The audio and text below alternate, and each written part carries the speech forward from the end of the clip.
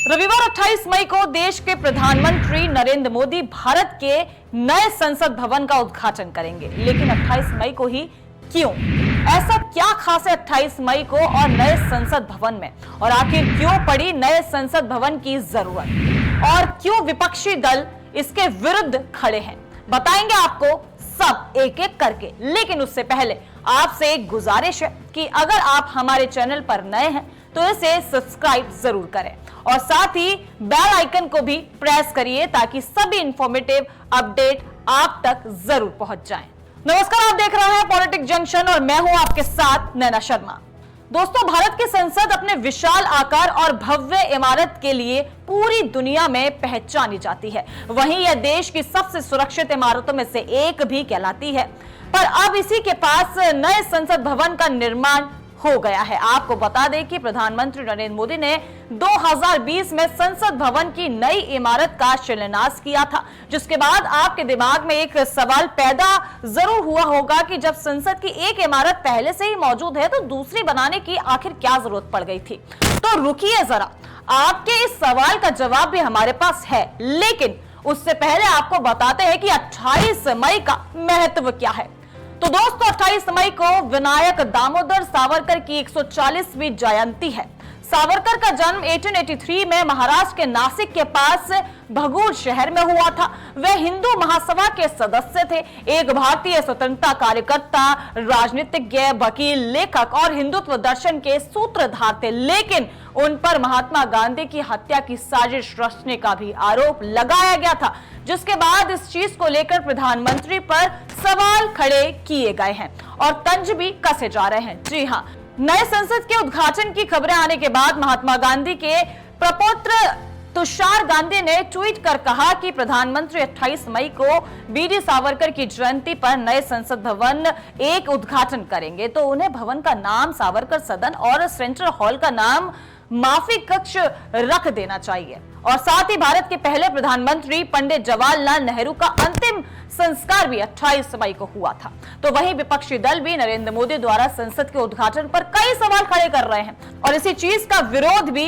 लेकिन उससे पहले नरेंद्र मोदी द्वारा ट्वीट किए गए नए और भव्य संसद भवन की झलक आपको दिखाते हैं।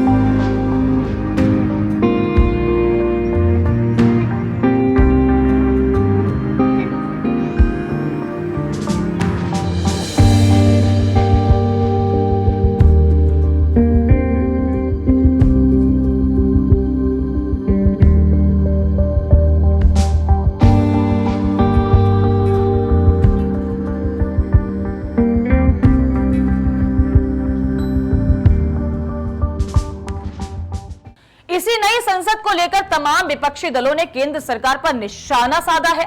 विपक्षी दलों का कहना है कि देश की संसद का उद्घाटन राष्ट्रपति द्रौपदी मुर्मू के हाथों होना चाहिए, प्रधानमंत्री के हाथों नहीं। इतना ही नहीं, 21 विपक्षी दलों ने उद्घाटन समारोह के बायकॉट का ऐलान भी किया था।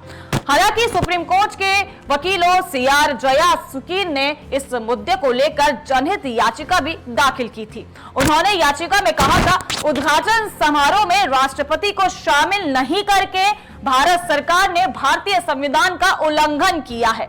ऐसा करके संविधान का सम्मान नहीं किया जा रहा। याचिका में कहा गया कि संसद भारत का सर्वोच्च विधायी निकाय है। भारतीय संसद में राष्ट्रपति और सदन राज्यसभा और जनता का सदन लोकसभा शामिल है।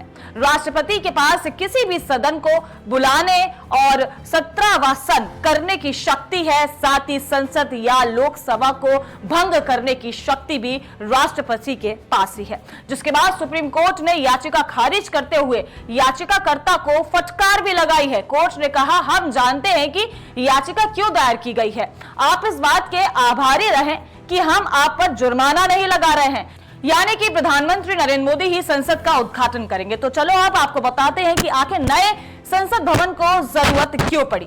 दरअसल संसद में बढ़ने वाले सदस्यों का भार उठाने में वर्तमान संसद भवन की इमारत सक्षम नहीं है।